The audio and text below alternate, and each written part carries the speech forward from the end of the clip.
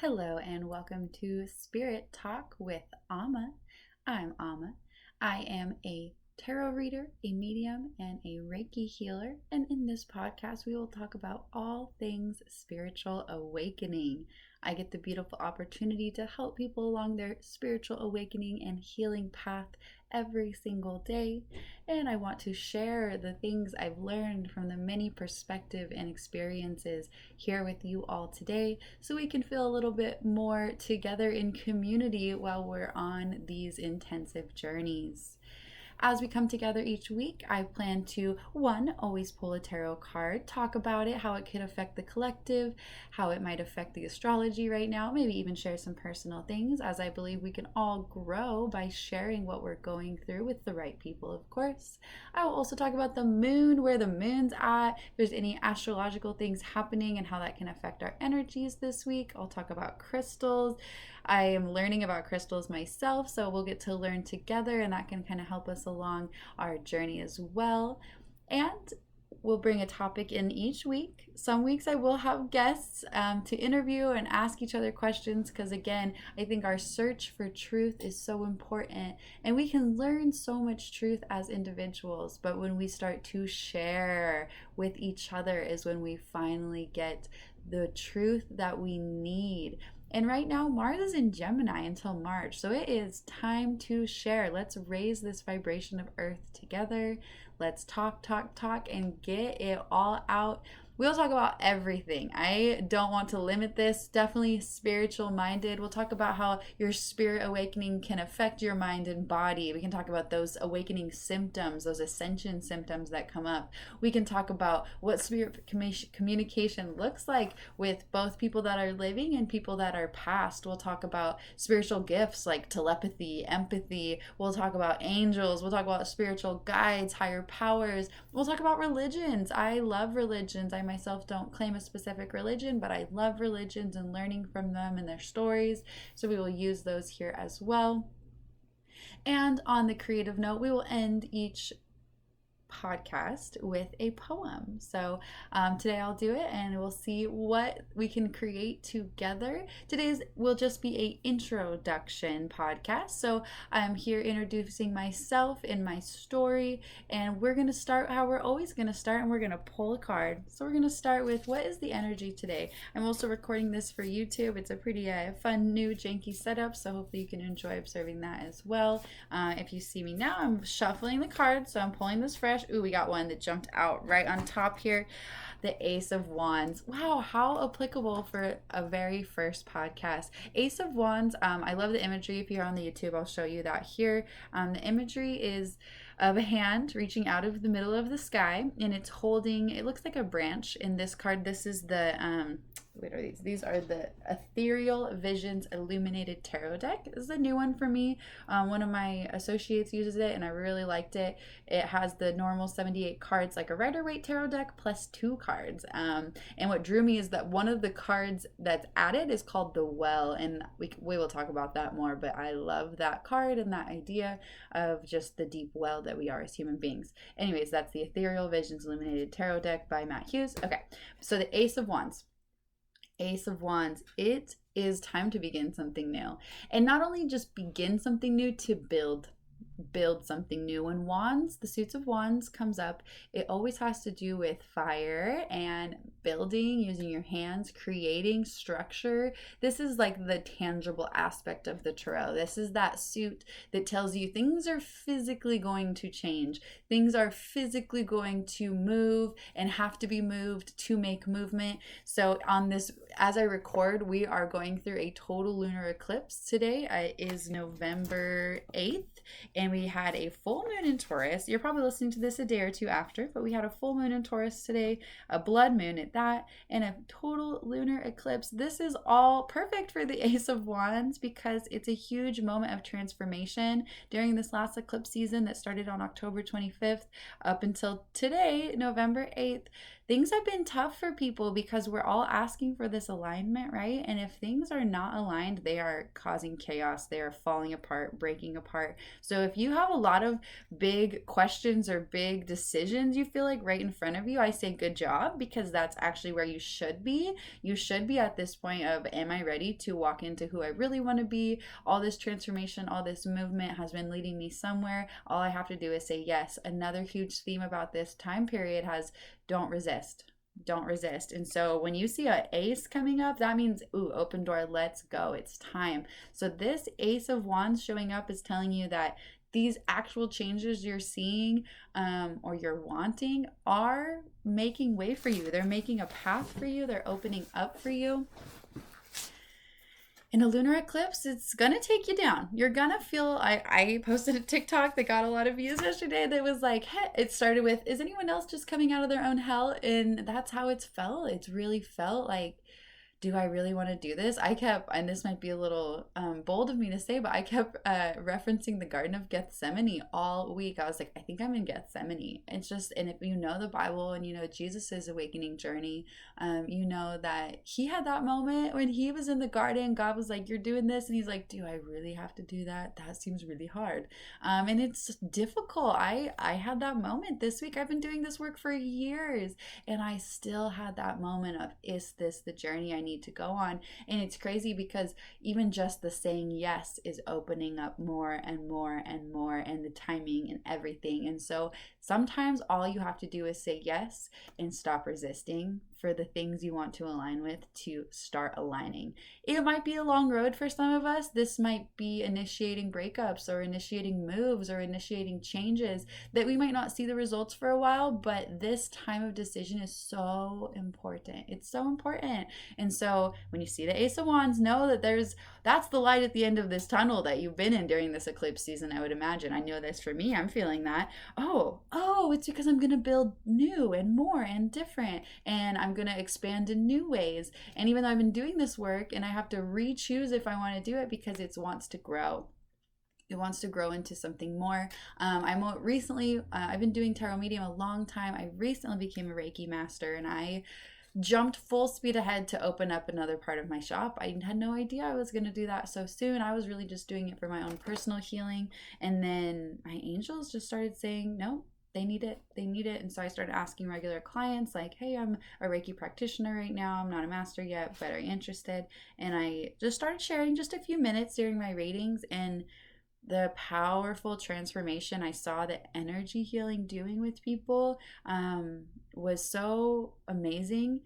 I realized that this is more of what I need to do. And I'm not going to lie, it hasn't been easy for me.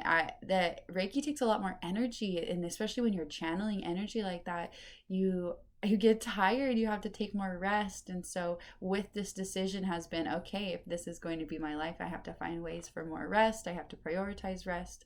And so this Ace of Wands could be changing everything in your life. It could be a whole new outlook, a whole way of viewing your existence. You might even be holding things differently. Like, I've had this desire for so long, and suddenly I just don't. I've been wanting a partner, and then suddenly I'm like, actually, I have a lot of work to do.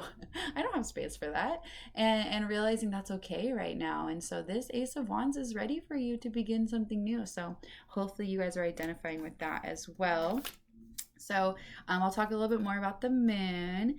Like I said, it was in a blood moon, which also blood moons love and hate them, right? They're like, oh, this is the truth. This is what hurts. This is what sucks. Here you go. Here's everything. Let it kind of blow up in your face. Also, we have Mars in retrograde right now. So not only are things blowing up in people's faces, it's like coming with a lot. It's coming with pain and tension. I've heard a lot of beautiful stories the last like 2 days about people fighting and then reconciling with better boundaries. And I'm like, gosh, that's so perfect for this eclipse and with this Mars in retrograde, to deal with the things that are coming up, deal with the anger, deal with the disagreements, but then find ways that are going to work for you to move forward. We get to be a little more selfish in this age of Aquarius.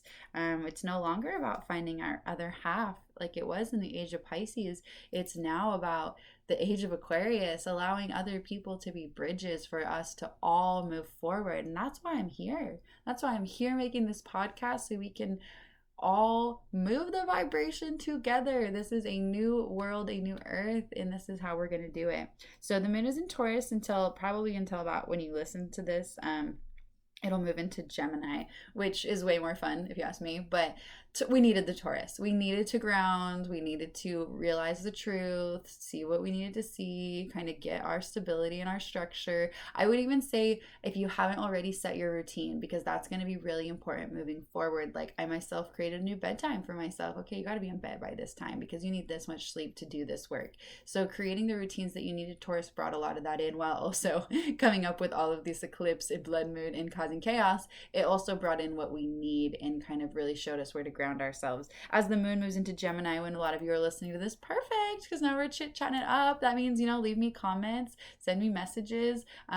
If you want to talk, you want to do a reading, I'll share my information for the reading at the end of this or below. And you can always book a reading with me. You can do it by Zoom or in person in Kennewick, Washington. All right, so we talked about the moon here. Okay, and we're also going to talk about a crystal. This crystal, I feel like I have a lot to say, and I'm laughing because I feel like I still don't even know everything about it. I don't even know enough about it, but I've been using it a lot. Okay, so this crystal, this is amethyst. For those on YouTube, you can see this beautiful chunk of amethyst I have here. Amethyst is really cool. I like to call amethyst like the personal stone. That's just something I say. Because amethyst does a lot of things, and it's something like you see a lot of amethyst necklaces, and I think it's because it's a good one to keep close to you because it does protects you, but it also amplifies your gifts, and it also calms down the system. So I always think that's why everybody gifts me amethyst, because I have some pain things, and amethyst is supposed to kind of settle those things down, even like calm the nervous system, and align you with what the gifts are, because it's called like a conduit. I don't know if that's for sure, but it's like a conduit where some stones will come in and you can feel them. You're like, wow, that stone is powerful. Amethyst is like kind of sly. It's powerful and you feel it, but it's almost like it's there to help you. It's there to help guide you. I see a lot of like amethyst pendulums, because I think it's almost like it doesn't have a super strong opinion, but it's there for the right things. It's there for protection, and it's there to guide. And so it's simple. It doesn't worry so much about the things around because it knows it's protected, and then it gives more space to what needs to come out, which is just so vital at this time. So that's why you see it for a lot of healers have amethyst with them when they're doing their healings.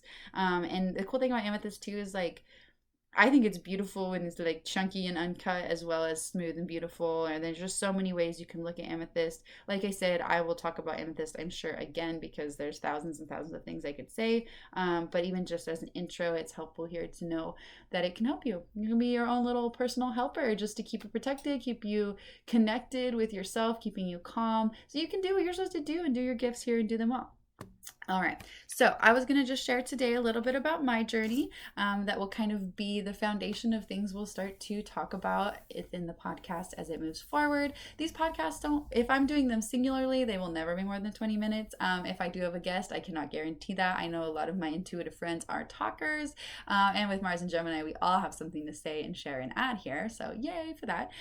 So my journey is a hilarious one. I think the universe knew that I needed some good comedy in this life to really accomplish what I needed to accomplish. So I started having visions at 12, and it was pretty crazy right away. I had already been involved in Christian religion in most of my life. My mother was a Christian, my father was an atheist, and they were not together. So I had kind of like two different households, which I think is a really cool view of faith and religion in general. I definitely prayed for my dad's soul all the time, just like a good Christian child, but we will get into that. And then at 12, I started going to this church. It was a Pentecostal, charismatic Christian church, and I really liked it. I could tell that my spirit energy just like really vibed with that. It was a lot more open. There was dancing and singing and yelling and crying and laying on of hands and huddling together. It was just very community oriented, and I loved that.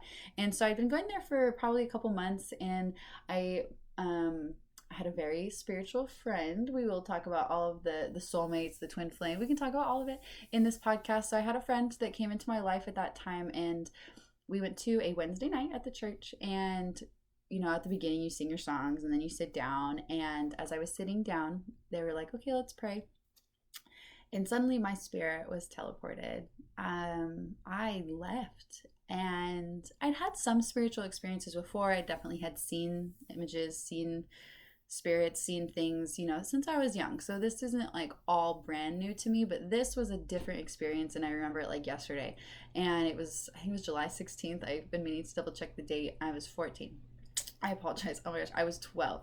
I'm not sure why I said that, but okay, so I'm sitting there, all of a sudden my spirit left, you guys. Like, it's taken me 18 years to figure out what even had happened at that time. So my spirit, it like went into a past life with the person that was sitting right next to me. So that person was very close to me. I was touching their shoulder, and I saw me and them as totally different. I was a male, they were a male, we were different genders. We were running, we were going through this whole experience in a different, like, it was a different life in space. And I saw the whole scene play out. I even saw myself kind of come to an end. Almost, I don't know if it was a death in the vision, but it was like I was cornered, and I kind of felt like a death.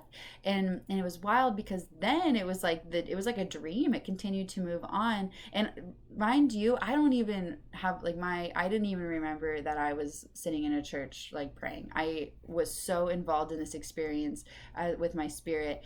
And I was all of a sudden I was like laying in my bed, and I felt like, oh, I died. And I looked over, and this white light of like a person, like, I think at the time I definitely thought it was Jesus. It could have been an angel, I don't know, but it was like, I looked to my right, laying in my bed. I knew I was dying in the vision, and I saw this white being walk out of darkness and said, "All right, let's go, let's walk down the tunnel." So I got up, I followed this white being down the tunnel, and it was dark, but I kept my eye on the light.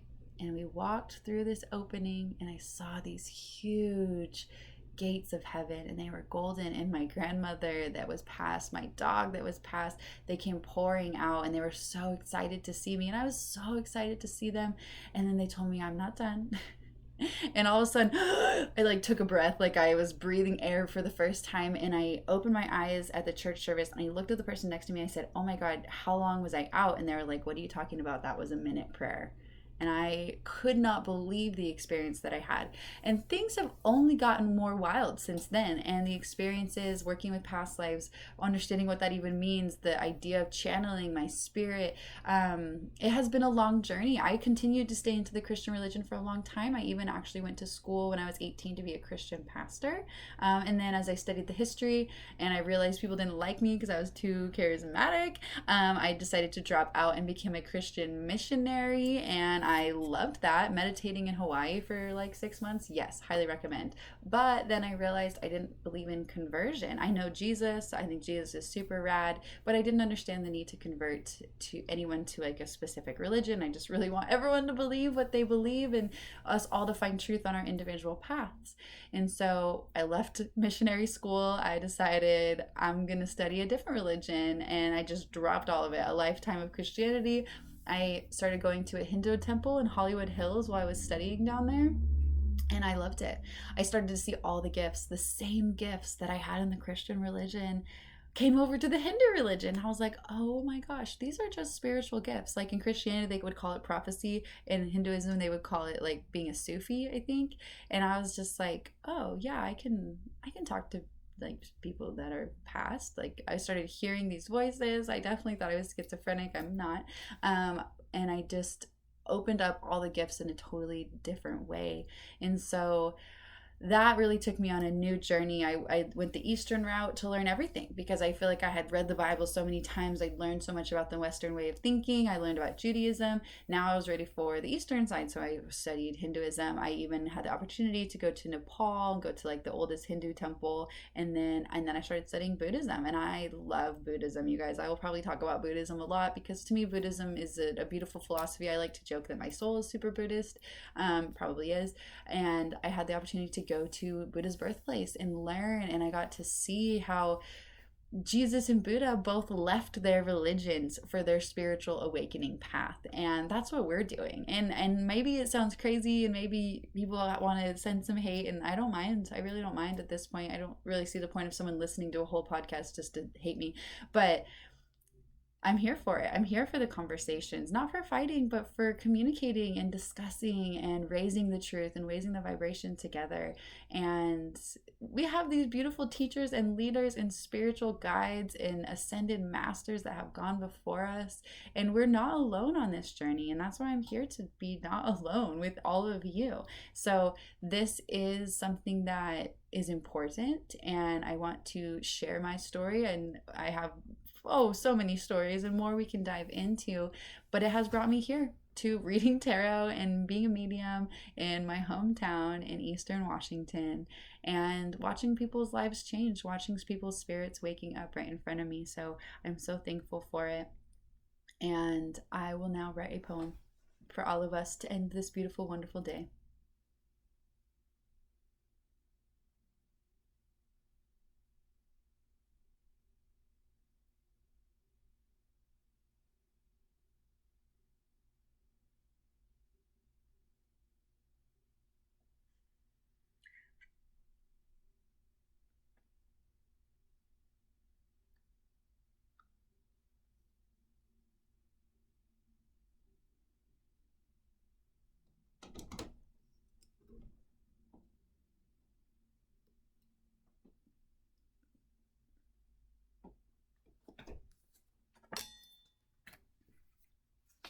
And for those that are watching on YouTube, this is all new for me. So I'm pausing it here, and I'm going to write a poem, and then I'm going to read it out to you all. Okay, so this is a beautiful moon.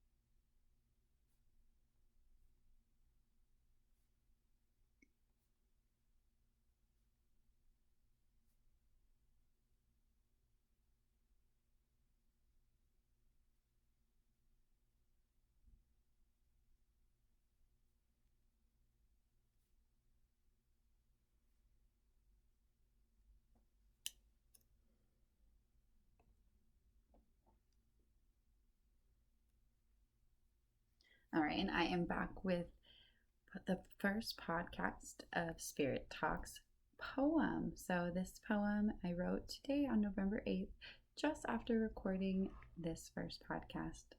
So the poem goes: To La Luna, watching me struggle, watching me stray. This time I choose it, I choose my path, my way. No one hold purpose like we do. Lunar eclipse of the heart, I will do all I can to embody you. This is my journey, the truest version I see. It's not over perhaps, only just begun for me. This is our reason, this is our time. Let's raise vibration together, because it's fun and it's sublime.